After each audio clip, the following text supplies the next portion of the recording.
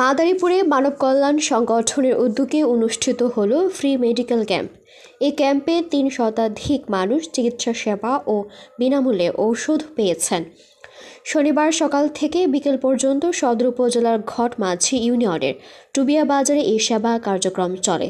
Madaripur health care হাসপাতালে 2 চিকিৎসক doctor রবি সরকার ও doctor Farzana Akter সুহিলি চিকিৎসা প্রদান করেন।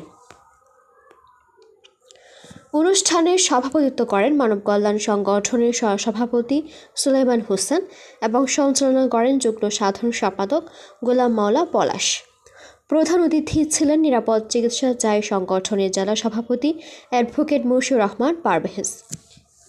এছাড়া প্রজ্ঞা মানবিক উন্নয়ন সংস্থার নির্বাহী পরিচালক HM রেজল হক সহ বিভিন্ন সংগঠনের প্রতিনিধিরা বিশেষ অতিথি হিসাবে অংশ নেন।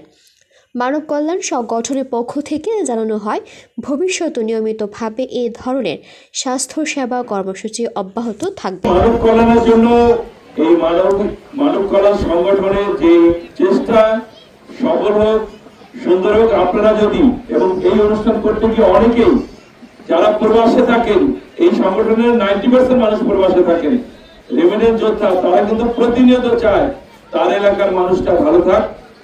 এই কাজে অনেকগুলি উইং আজকে যুক্ত হয়েছে।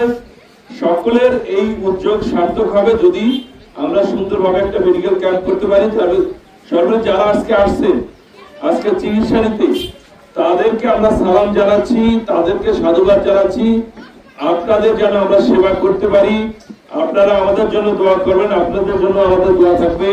সকলে ভালো থাকবেন। আল্লাহ হাফেজ।